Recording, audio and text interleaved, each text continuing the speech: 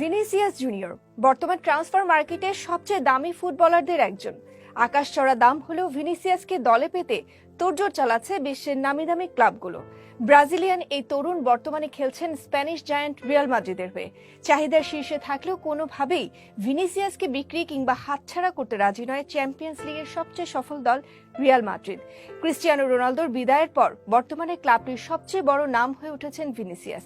তাই ব্রাজিলিয়ান তরুণকে ভবিষ্যতে ক্লাবটির পোস্টার বয় হিসেবেই দেখতে চায় ক্লাব কর্তৃপক্ষ। তাই যে কোনো মূল্যে তাকে ক্লাবে রাখতে শর্তের বেড়াজালে আবদ্ধ করছে এই ফুটবলারকে। রিয়ালের সঙ্গে নতুন করে 2027 পর্যন্ত চুক্তি নবায়ন করেছেন ভিনিসিয়াস। গুঞ্জন আছে এই চুক্তির রিলিজ ক্লজ ধরা হয়েছে 1 বিলিয়ন ইউরো। পাশাপাশি সৌদি আরব কোনোভাবেই যেন প্রলুব্ধ না করে সেজন্য একটি শর্ত সাপেক্ষ চুক্তি হয়েছে তার সঙ্গে। কিশোর বয়সে বড় অঙ্কের ট্রান্সফার ফি দিয়ে ভিনিসিয়াস জুনিয়রকে দলে ভিড়িয়েছিল রিয়াল মাদ্রিদ। সান্তিয়াগো বার্নাবুতে নিজের শুরুর বাজে দিনগুলো ক্রমশই কাটিয়ে উঠছেন ব্রাজিলিয়ান এই তারকা। গত মৌসুমে করিম বেনজেমার সাথে গড়ে তুলেছিলেন ভয়ঙ্কর এক জুটি। দলকে জিতিয়েছেন লা লিগা এবং চ্যাম্পিয়ন্স লিগের শিরোপা। ক্লাব না চাইলেও ভিনিসিয়াসকে প্রলোভন দেখাচ্ছে ইউরোপের সেরা ক্লাবগুলো। এর মধ্যে সবার ওপরেই আছে পিএসজির নাম। পিএসজির এমন আগ্রহের কারণ ক্লাবটির সেরা ফুটবলারদের প্রস্থান। এছাড়া দলটির বর্তমান পোস্টার বয় থাকছেন না, তাও এক প্রকার নিশ্চিত। এমবাপ্পের বদলে ভিনিসিয়াস জুনিয়রকে টেনে আনতে চায় তারা। ব্রাজিলিয়ান এই উইঙ্গারের প্রতি বেশ আগে থেকেই আগ্রহ ক্লাবটির। গত মৌসুম পর্যন্ত রিয়ালে নিজেকে প্রমাণ করতে না পারলেও ফ্রেঞ্চ ক্লাব তার প্রতি আগ্রহী ছিল। এমনকি এমবাপ্পেকেও বিক্রি করতে রাজি ছিল তারা, যদি উল্টো দিকে ভিনিসিয়াসকে দিতে রাজি হতো রিয়াল।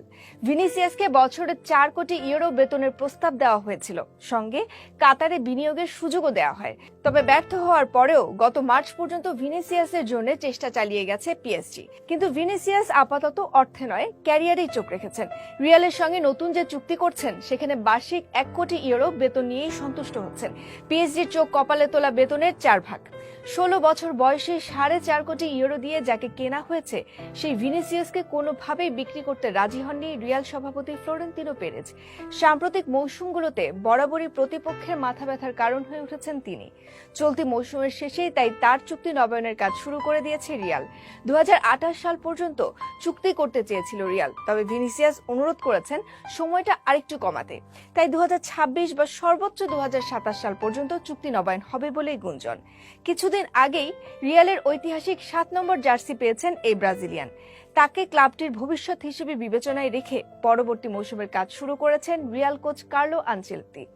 ফরাসি স্ট্রাইকার কিলিয়ান এমবাপ্পেকে দলে ফেরানোর গুঞ্জন থাকলেও ভিনিসিয়াসই থাকবেন রিয়ালের আক্রমণ ভাগের মূল শক্তি, এমনটাই জানিয়েছেন প্রেসিডেন্ট পেরেজ। তবে ফরাসি ফরোয়ার্ডের আশা নিয়েও রয়েছে ধোঁয়াশা, কেননা এখনো পিএসজির সঙ্গে চুক্তিবদ্ধ আছেন তিনি।